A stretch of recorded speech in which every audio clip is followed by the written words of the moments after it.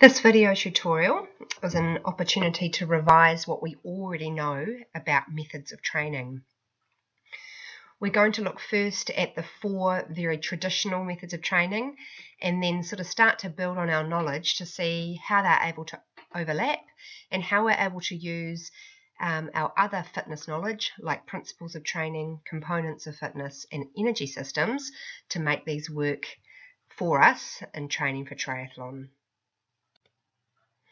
So our 4 traditional classifications are continuous training, circuit training, resistance training, which is also commonly known as weight training, and interval training. These are the 4 methods of training that we covered in depth in Year 12, and we had an opportunity to try them all. And they're usually attached to specific principles of training as well. So continuous training is often used for continuous skills like running, swimming, biking and rowing. Also if people are just doing physical activity recreationally like going for a walk or that sort of thing, that would come under continuous training. It's usually keeping your heart rate at a constant level, and that would be one of the key features of continuous training. It's great for generating base phase fitness. It targets the fitness components of muscular endurance, cardiovascular fitness, and in particular our aerobic energy systems. We know that for it to be effective, that the heart rate needs to stay above that critical threshold, so sort of above the 60 to 65%, but below the anaerobic threshold, so below sort of 75 to 80% depending on where your anaerobic threshold is. And typically you reach a place where your heart rate stays constant. We also know that with continuous training, to see improvements, to maintain, you're sort of looking at 3 or 4 sessions a week, but to improve, you probably want to be getting up to 5 or 6 sessions a week. So when you train, the volume is usually high, so over those several sessions, and usually, for at least 30 minutes at a time. And the intensity remains between 65 to 75% of your max heart rate. So I'd like you just to take a moment now and pause the video where you are and just see if you can make a quick list of the advantages and the disadvantages for you with continuous training. So hopefully by now you've finished your little list. Notes like these actually can start to form the basis of your write-up for 3.9. So if you're using continuous training as a strategy for performance improvement, you can talk about why this has worked for you and why it isn't, okay, and use some of this thinking as part of your write-up. Now, moving away from the more from the more traditional versions of continuous training, we can also use continuous training when we look at anaerobic threshold training by increasing the intensity and decreasing the duration, and also something called brick training, which we'll be trying in the next couple of weeks, which some people could classify as continuous and some would classify as interval training. There is another video that's on our triathlon brick training, and so I'll wait until we get to that one. Circuit training consists of several different exercises that are repeated in a certain order, and we've got a photograph here of some very traditional sort of gym-based circuit training with an instructor in the middle. We had a couple of goes at circuit training in Year 12, and hopefully you can remember those and recall those.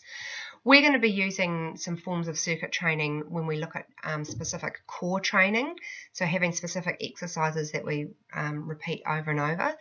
But what I'd like you to think about now is when else could circuit training be useful for you, particularly when you're preparing for triathlon. I'd like you to pause the video and in your notes just jot down a few ideas here.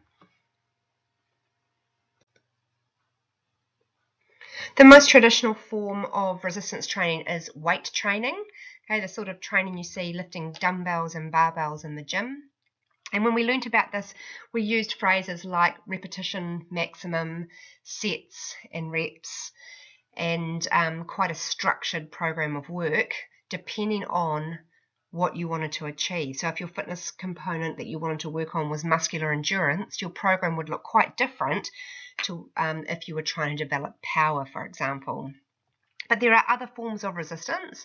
So in this picture here, we've got people running using wind resistance by using a parachute.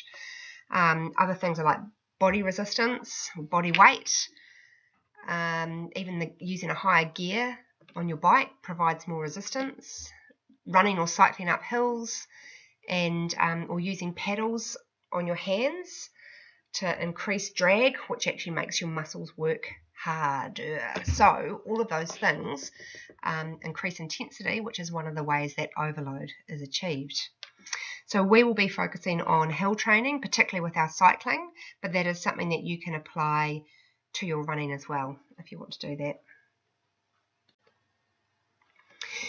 And finally, we have interval training. So traditionally, interval training was used sort of at a sprint level, very, very high intensity for short bursts of time. Okay, but over many decades, the usefulness of interval training for other goals is really obvious. And basically, once you've got a good base of aerobic fitness, you want to start getting into some interval training to really start to see some training effect or training results. So interval training is periods of work alternated with periods of either complete rest or slightly easier work. It can be used for high intensity, but also lower intensity training. One of its best uses is it allows the athlete to increase intensity within a session, but providing adequate recovery periods. And as you became fitter, you could either increase the intensity or the duration of that intensity, or you could decrease the amount of recovery time that you have. We will be using interval training as an anaerobic threshold training method when we do our interval run.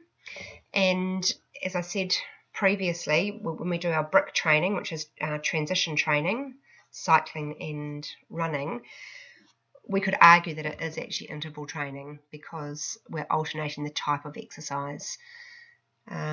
Although our heart rate may remain at a similar state and the same muscles are being used, we actually change the method of exercise.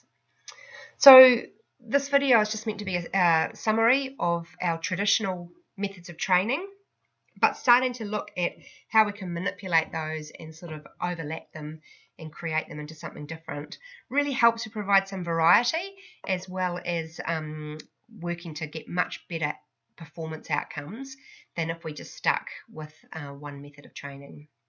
Thanks very much.